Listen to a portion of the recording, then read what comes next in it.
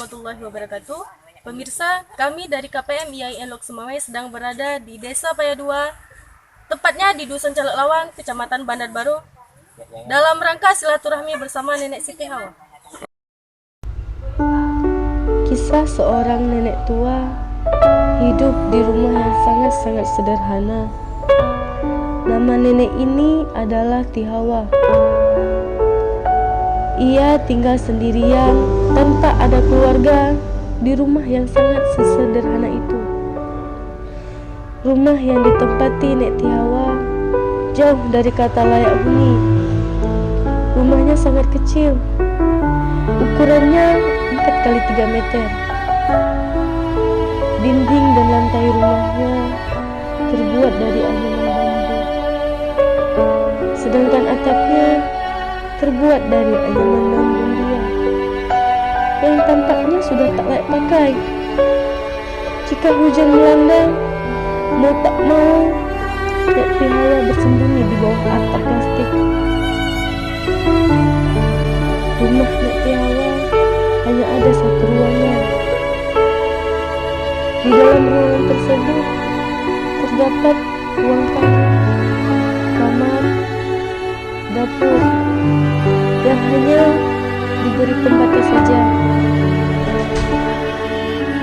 Tempat tidur Nek Tihawa cuma beralaskan tikar dan ditutupi dengan kelambu supaya terhindar dari gigitan nyamuk.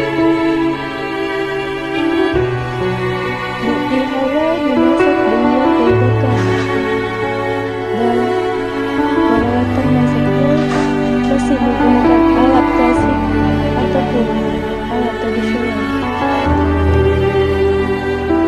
Sekarang Nek Tihawa berusia 72 tahun. Ia makan dengan seadanya dari tetangganya. Ada salah satu tetangganya yang benar-benar peduli dengannya.